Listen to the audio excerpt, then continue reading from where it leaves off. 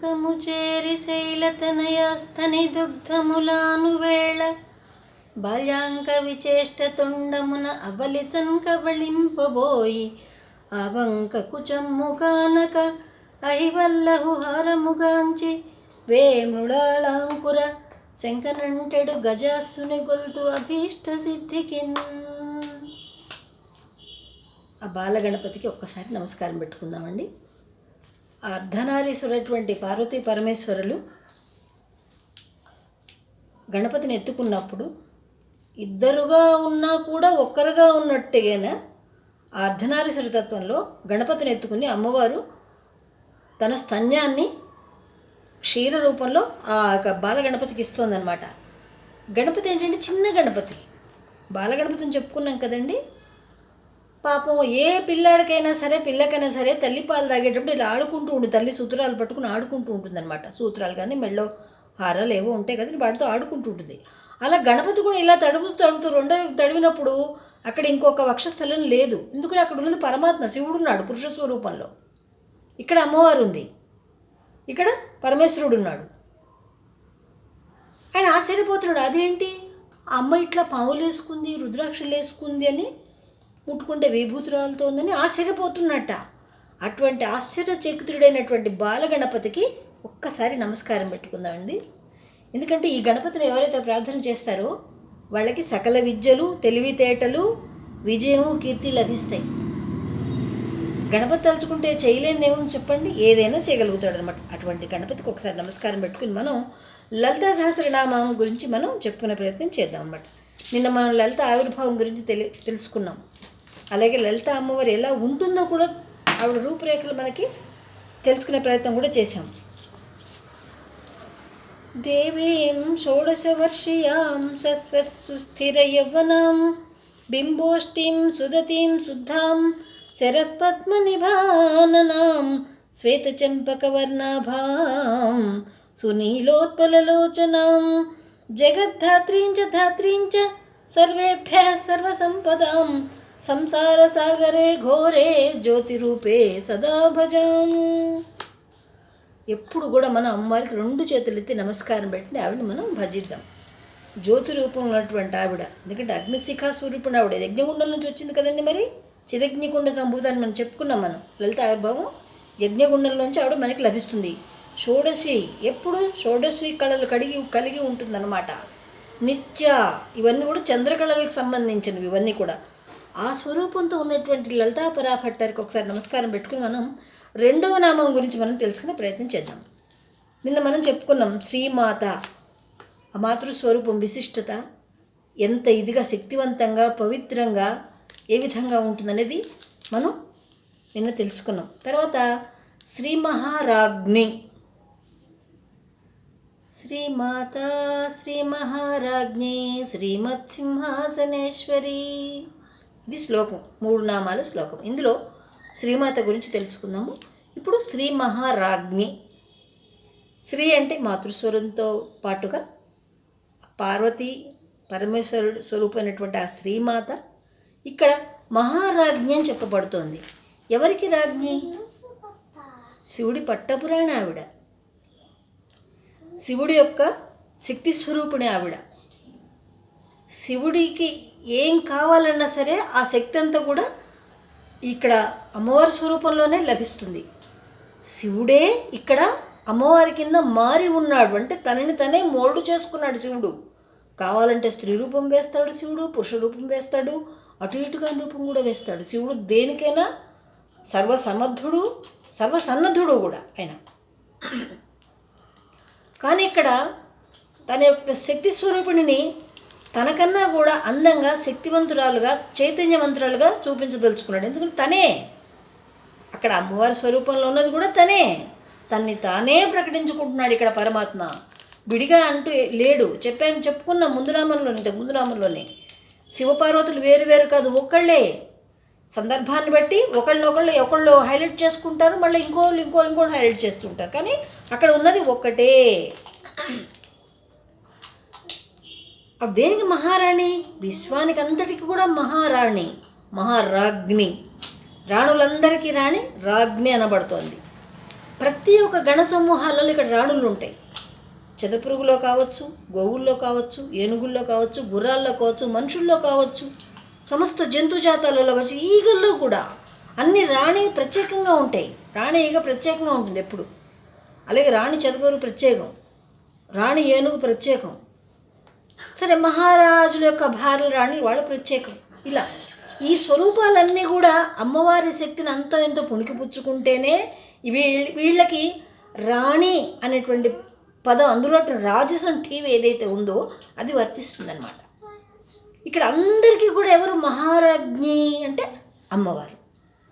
రాణులందరికీ కూడా అమ్మవారు మహారాజ్ఞి. శివశక్తాయుక్తో యది శక్త ప్రభవితం న చేదేవో దేవం న ఖలు కుశల స్పందితుమపి అతస్త్వామారాధ్యాం హరిహర విరంజాదిభిరపి ప్రణంతుం స్తోతుం వా కథమకృత పుణ్య ప్రభవతి. అమ్మా, నీ గొప్పదనం ఏంటి? నువ్వు మహారాజ్ఞివి ఎలా అనిపించుకుంటున్నావు అంటే, శివశక్తాయుక్తో యది శక్త ప్రభవితం. రాజ్ఞి అంటే తనని ఎవరు కూడా శాసించలేని స్థితిలో ఉన్నటువంటి అమ్మ, మహారాజ్ఞి. అందుకే ఇక్కడ శివుడు తెలివిగా ఏం చేశాడు? నువ్వుంటేనే నా శక్తి వస్తుంది, నువ్వే నా శక్తివి, నువ్వే నా యుక్తివి, నువ్వే నా బలానివి, నువ్వే అన్నీ నువ్వేం చెప్పుకున్నాడు అనమాట. అందుకే అమ్మతో పాటు కలిసే ఉంటాడు అయ్య. ఎప్పుడు అయ్యవారు విడిగా ఉండటం అనేది జరగదు, ఎప్పుడు అంటిపెట్టుకునే ఉంటారు. అందుకే అర్ధనారీశ్వరులు, ఆది దంపతులు అంటే వాళ్ళే, మిగతా వాళ్ళలాగా కాదనమాట. వాళ్ళు సెపరేట్. అసలు ఎవరికి పోలికే లేదు ఈ విశ్వంలో. పోనీ అటువంటి వాళ్ళు ఏమన్నా పోలుద్దామా? పోలిక లేదు అసలు, అటువంటి పోలికే లేదనమాట. శివుడంతటి వాడికి శక్తిని తను అందిస్తోంది. శక్తి లేనప్పుడు శివుడు అచేతనుడే ధ్యానంలో ఉండిపోతాడు కదలకుండా. విశ్వం అంతా కూడా స్తంభించిపోతుంది. అప్పుడు ప్రపంచంలో జరిగినటువంటి క్రియలు ఏవైతే ఉంటే అవన్నీ కూడా స్తంభించిపోతాయి. అమ్మే కదండి విశ్వం అంటే. అందుకే కదా మరి తారకాసుర వధ చేసింది, భండాసుర వధ చేసింది. అందుకే కదా విశ్వం ఎప్పుడైతే ఆ జగత్తుకి, విశ్వానికి ఆటంకం ఏర్పడుతుందో అప్పుడు అమ్మవారు తనే రంగంలోకి దిగుతుందన్నమాట. శివశక్తాయుక్తో యది శక్త ప్రభవితం న చేదేవో దేవం న ఖలు కుశల స్పందితుమపి. ఆ మహారాజ్ఞ యొక్క అనుజ్ఞ, ఆవిడ శక్తి ప్రసరణ లేకపోతే నచే దేవం దేవం నచే దేవం దేవో న ఖలు కుశల స్పందితుమపి. ఏ దేవుడు ఏ దేవత కూడా కొంచెం కూడా కదలలేరట. కదలటానికి కూడా వాళ్ళకి శక్తి ఉండదు, శక్తి హీనులైపోతారు. అందుకే ఆవిడ మహారాజ్ఞి, అందరికీ శక్తిని పంచిపెడుతోంది. ఎవరెవరికి ఏమేమి శక్తి కావాలి అందరికీ, మనుషులకి, జంతువులకి, బ్రహ్మకి, విష్ణువుకి, శివుడికి, అందరికీ ఎవరెవరికి ఏమేమి శక్తి కావాలో ఆ శక్తి అంతా కూడా ఆవిడ ద్వారానే వస్తుందన్నమాట. అతస్త్వామారాధ్యాం హరిహర విరంజాదిభిరపి ప్రణంతుం స్తోతుం వా కథమకృత పుణ్య ప్రభవతి. ఇంతేకాకుండా ఎన్నో కోట్ల జన్మల పుణ్యం కనుక మనం చేసుకున్నట్టయితే అది ఆవిడ లలితా పరాభట్టారి కన్నా మనం తెలుసుకోవటానికి, చూడటానికి, వినటానికి, అనటానికి సుకృత పుణ్యం ఉంటే కానీ ఇవన్నీ కూడా చేయడానికి సాధ్యపడదుట. అందరూ చదువుతున్నారు, పెద్ద పెద్ద డిగ్రీలు చేస్తున్నారు, పీజీలు చేస్తున్నారు, పోస్ట్ గ్రాడ్యుయేట్లు చేస్తున్నారు, డాక్టరేట్లు చేస్తున్నారు. ఎంతమందికి తెలుసు లలితా శాస్త్రం గురించి? అంటే పూర్వజన్మ సుకృతం ఉంటేనే, ఆ ఫలం ఉంటేనే ఈ లలితా పరాభట్టారి గురించి మనకి తెలియటానికి వీలవుతుంది. మహారాజ్ఞి, ఈవిడ మహారాజ్ఞి. అందుకే ఆదిశంకర వారు ఆవిడ యొక్క గొప్పతనాన్ని ప్రకటిస్తూనే మహారాజ్ఞి అంటే ఇంకా ఏమేం చేస్తుంది, అందరికి శక్తి సామర్థ్యాలు ఇస్తుంది కదా ఆవిడ. ఆవిడ శక్తి ఎలా ఉంటుంది అసలు? ఆవిడకి కోపం వచ్చిందంటే సంహారం. ఉన్మేష నిమిషోత్పన్న విపన్న భువనావళి. కళ్ళు మూసి కళ్ళు తెరిస్తే సృష్టిని అంతటినీ కూడా విధ్వంసం చేయగలదు, సృష్టించగలదు. ఎవరైనా ఆజ్ఞకి, ప్రకృతికి విఘాతం కలిగించి ఉల్లంఘన చేసినట్టయితే వాళ్ళని ఏ విధంగానూ శిక్షించగలదు. మహారాజ్ఞి, శిక్షించే సమర్థత కూడా ఉంది ఆవిడ దగ్గర, సంహారం చేసే శక్తి కూడా ఉంది, యుద్ధ నైపుణ్యం ఉంది. సర్వకళల యొక్క ఆ సారాంశము ఆవిడికి హారాలుగా, మెళ్ళ హారాలుగా ఇమిడి ఉన్నాయి. మహారాజ్ఞి విశ్వం అంతటినీ, భూమండలాలే మనకి తెలిసిన భూమండలం ఇదే కదండి. మనకి భూమండలము సూర్యుడు, చంద్రుడు, నక్షత్రాలు, నవగ్రహాలు, ఇవి వీటి గురించి మనం చెప్పుకుంటుంటాం. మన విశ్వం ఇంతే. ఇటువంటి బ్రహ్మాండాలు ఎన్నో ఉన్నాయి. ఆ బ్రహ్మాండాలన్నింటినీ కూడా ఆవిడ శాసిస్తూ ఉంటుంది. మహారాజ్ఞి, అన్ని బ్రహ్మాండాలకి కూడా ఆవిడే మహారాజ్ఞి. ఈ విశ్వంలో ఎక్కడ ఏది జరిగినా ఆవిడకి తెలియకుండా ఉండే అవకాశమే లేదు. ఎందుకని? పంచభూతాలు ఆవిడ అనువర్తులు. సూర్యుడు కావచ్చు, చంద్రుడు కావచ్చు, భూమి, నీరు, నిప్పు, ఇవి లేని స్థలంలోకి మనం వెళ్ళటం అనేది జరగదు. ఇవి లేకుండా మనం ఉండటం అనేది కూడా జరగదు. మనం ఏం చేసినా సరే, తప్పు చేసామా, పాపం చేసామా, పుణ్యం చేసామా, సుకర్మ చేసామా, ఎవరినైనా హింసించామా, ఎవరినైనా పొగిడామా, లేదా పూజ చేసామా, జపం చేసామా, తపస్సు చేసామా, ఏం చేసినా సరే ఆవిడకి నోటిఫై అవుతుందన్నమాట. ఎవరు చూడలేదులే, మనం ఏమైనా చేసేయచ్చు అనుకుంటే అది చాలా చాలా చాలా పొరపాటు అన్నమాట. తనీయాంసుం పాంసుం తవ చరణ పంకేరుహ భవం విరించిన్ సంచిన్వన్ విరచయతి లోకాన వికలం వహచ్చేనం శౌరిః సహస్రేణ శిరసాం హరసంశుద్ధైనం భజతి భసితోద్ధూలన విధిం. మహారాజ్ఞి, ఆవిడ శక్తి సమర్థత ఎటువంటిది? తనీయాంసుం పాంసుం తవ చరణ పంకేరుహ భవం అంటే అమ్మవారి యొక్క పాదానికి అంటినటువంటి ధూళి కణం, అంటే చిన్న రేణువు, డస్ట్ పార్టికల్ అనమాట. అది దానికి ఎంత శక్తి ఉంది? తనీయాంసుం పాంసుం తవ చరణ పంకేరుహ భవం. దాని శక్తి ఎటువంటిది? ఆ యొక్క పద రేణువు యొక్క శక్తి ఎలాంటిదంటే విరించి సంచిన్వన్ విరచయతి లోకాన వికలం. విరించి ఆ బ్రహ్మదేవుడు అమ్మవారి పద రేణువుని తీసుకుని ఈ సృష్టినంతటిని కూడా తయారు చేసేట. ఒక పద రేణువుతో అమ్మవారి కాలికున్నటువంటి చిన్న ధూళి కణం, ఒక కణం, ఒక చిన్న డస్ట్ పార్టికల్ అనమాట అది. దాంతో ఈ విశ్వాన్ని అంతటినీ సృజించాడంటే ఆ యొక్క అమ్మ శక్తి ఎటువంటిదనేది అసలు మన ఊహకి, మన ఆలోచనకి కూడా అది అందే విషయం కూడా కాదనమాట. వహచ్చేనం శౌరిః సహస్రేణ శిరసాం. ఇంకా ఏం చేస్తున్నాడు? ఆ యొక్క విశ్వాన్ని ఏదైతే ఉందో అదంతా ఈ విశ్వంలో అల్లల్లాడకుండా స్టెబిలిటీగా ఉండటం కోసం అని చెప్పి విష్ణుమూర్తి సహస్ర శిరస్సులు కలిగి ఆదిశేష అవతారంలో దాన్నంతటిని కూడా మోస్తున్నాడు. ఆ ధూళికణాన్ని మోస్తున్నట్ట ఆ యొక్క విష్ణుమూర్తి. హెర్క్లెస్ అంటారు చూడండి, ఇది మన ఈజిప్ట్ పురాణాల్లో, గ్రీక్ వాటిలో వస్తుంది హెర్క్లెస్.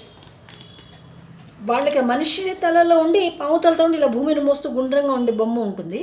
మనకి ఇక్కడ చక్కగా క్లియర్గా చెప్పేశాడు కూడా, ఆదిశేషుడు భూమిని మోస్తున్నాడు. ఆ బరువుకి ఏమవుతుంది? ఇంకా వహర్చేనం శౌరిః సహస్రేణ శిరసాం. అది మొయ్యలేక పాపం అటు ఇటు తల బరువుకి ఇలా ఇలా ఆడిస్తున్నట్ట ఆదిశేషువు. ఆ తల అటు ఇటు ఆడించడం వల్ల ఆదిశేషువు ఆ తిరగటంలో మనకి రాత్రి పగలు ఏర్పడుతున్నాయి. దాంతోపాటే వర్ష ఋతువు, చలికాలము, వసంత ఋతువు, ఎండాకాలము, వర్షాకాలము, ఇలా ఋతువులు కూడా మారుతున్నాయి, కాలాలు మారుతున్నాయి. ఎందుకని? ఇలా ఇలా బరువుకి ఇలా ఇలా ఆడిచ్చేస్తున్నాడు తల అనమాట. ఆ యొక్క పద రేణువుని ఆ శ్రీ మహావిష్ణువు ఆదిశేషుడుగా మారి తన శిరస్సు మీద ధరిస్తూ ఆ బరువు మొయ్యలేక తలని ఇలా ఇలా ఆడిస్తూ ఉంటాడు. శిర కంపన కలుగుతోందనమాట ఆయనకి. ఆ యొక్క మహారాజ్ఞి పద రేణువు యొక్క శక్తి అటువంటిది. హరసంశుద్ధైనం భజతి భసితోద్ధూలన విధిం. ఆ శివపర్వతుడు ఏం చేస్తాడు? అదే ధూళికణాన్ని శుభ్రంగా అరిచేతిలో వేసుకుని బాగా నలిచి విభూతిలాగా చక్కగా ఒళ్ళంతా కూడా పూసుకు కూర్చుంటున్నాడు. ఎందుకని? పునఃసృష్టి కోసం అని చెప్పి ప్రతి ఒక్క విభూతి రేణువులో ఆ రేణువుకు సంబంధించింది ఎవరిదో అది వాళ్ళ జాతకాలు, పుట్టి పూర్వోత్తరాలు, వాళ్ళ సంకల్ప వికల్పాలు, వాళ్ళ జన్మల రహస్యం అంతా విభూతిలో దాగి ఉంటుంది. అందుకే విభూతిని మించిన ఐశ్వర్యం ఇంకోటి లేనే లేదు. ఇదంతా దేంతో తయారవుతుంది? అమ్మవారి పదరేణువుతోటే. మహారాజ్ఞి, రాణులందరికీ రాజ్ఞి, రాజులందరికీ ఆవిడే రాజ్ఞి. ఆవిడ్ని కాదని ఈ సృష్టిలో ఎవరు ఏమి కూడా చేయలేరు. ఆవిడ మాట ఉల్లంఘన చేయడానికే వీల్లేదు. చూశారు కదా, బ్రహ్మ విష్ణు మహేశ్వర్లే ఆవిడ పదధూళితో ఏ విధంగా సృష్టి చేస్తున్నారు, ఏ విధంగా పోషణ చేస్తున్నారు, ఏ విధంగా చేస్తున్నారని చూసాం కదా మనం. అంటే ఆవిడకి ఎంత శక్తి సంపన్నురాలు ఆవిడ. కాబట్టి మహారాజ్ఞి. మనం ఆవిడ పాదాలను ఆశ్రయించి ఒక్క ధూళి రేణువై మనకి ఇట్లా అంటుకున్నా కూడా చాలా ఆవిడ. అందుకే ఆవిడ పాదాలు మనం నమస్కారం పెడదాం. ఎందుకని? ఆవిడ పాదరేణు మనకేమన్నా అంటుకుంటుందేమో. ఎందుకంటే ఆవిడ పదరేణువులో లేనటువంటి శక్తి లేనే లేదు. సకల ఐశ్వర్యాలు ఉన్నాయి, సకల విశ్వము ఉంది, సకల శక్తి సామర్థ్యాలు ఉన్నాయి. మోక్షహేతువు కూడా ఆ పాదాలే. అందుకే అమ్మవారికి ఆ యొక్క లలితాపర భట్టారికి విడిగా అభయహస్తము, వరద ముద్రలు కూడా ఉండవు. ఎందుకని? పాదాలే చాలు. ఆవిడ పాదాలకే ఎంత శక్తి ఉంది, పద రేణువుకే ఎంత శక్తి ఉంది. ఇంకా అభయ ముద్ర ఎందుకు మనకి? వరద ముద్ర అభయం మనకేం అక్కర్లేదు అసలు. చూసారు ఎంత శక్తివంతం. అందుకే మహారాజ్ఞి. మామూలు రాజ్ఞి కాదు, మహారాజ్ఞి. ఈ భువన మండల అంతటికీ కూడా బ్రహ్మ విష్ణు మహేశ్వర లోకాలకి, దేవేంద్ర లోకాలకి, సత్యలోకానికి అన్నిటికీ కూడా ఆవిడే అధినాయకురాలు, మహారాజ్ఞి. ఇలా చెప్పుకుంటూ పోతే ఆ యొక్క మహారాజ్ఞి తత్వం మనం ఎంతైనా చెప్పుకోవచ్చు అనమాట. ఎంత తెప్పినా కూడా ఇంకా తనివి తీరదు. ఇంకా వినాలనిపిస్తుంది, ఇంకా చెప్పాలనిపిస్తుంది, ఇంకా ఊహించుకోవాలనిపిస్తుంది. ఈ యొక్క శ్లోకాన్ని మనం ఇలా ఊహించుకుంటూ ఉంటేనే ఒకలాంటి ఆనందం అనేది మనకి లభిస్తుంది అనమాట. అది చెప్తే వచ్చేది కాదు, వర్ణనాతీతమైనటువంటిది. ఎవరికి వాళ్ళు అనుభవంలోకి దాన్ని మనం తెచ్చుకోగలగాలి. మహారాజ్ఞి ఆవిడ. అందుకనే ఆ యొక్క పదరేణువుకి ఎంత శక్తి ఉంటే ఆవిడికి ఇంకా ఎంత శక్తి ఉండగలగాలి? అంత శక్తి. ఎందుకంటే శక్తి ముందు శక్తిహీనుడు ఎప్పుడు తల వంచవలసిందే, బలం ముందు బలహీనత ఎప్పుడు తల వంచవలసిందే, ధనం ముందు ధనహీనుడు తల వంచవలసిందే, సింహం ముందు ఏనుగైనా సరే తల వంచవలసిందే. అంటే ప్రతి దాంట్లో కూడా ఆవిడ ఎప్పుడు కూడా హైయెస్ట్. రెండు తూకం వేసినప్పుడు ఆవిడ ఎక్కువ బరువు కలిగి ఉంటుంది. మహారాజ్ఞి. ఆవిడకి ఎదురు లేదు, ఆవిడ శాసనానికి ఎదురు లేదు, ఆవిడ మాటకి ఎదురు లేదు. ఆవిడకి ఎదురు చెప్పే దమ్ములు కూడా ఎవరికీ లేవు. శివుడే కామ్గా కూర్చొని ఆ రేణువు శుభ్రంగా ఇట్లా విభూతిలాగా చేస్తూ ఒళ్ళంతా పూసు కూర్చుంటున్నాడు. విష్ణువేమో 10 రేణువు మోస్తున్నాడు. బ్రహ్మ ఏమో ఒక్క రేణువుని తీసుకుని ఇంత బ్రహ్మాండాలని విశ్వాన్ని సృష్టిస్తున్నాడు. అంటే ఆవిడకి ఎదురు చెప్పగలిగే సమర్థత ఎవరికి ఉంటుంది చెప్పండి? ఎవరికీ ఉండదు, అసాధ్యం. కాబట్టి అటువంటి లలితాపరా భట్టారికి ఒక్కసారి నమస్కారం పెట్టుకుని రేపు మిగతా వాటి గురించి తెలుసుకుందాం. జై హింద్, మేరా భారత్ మహాన్.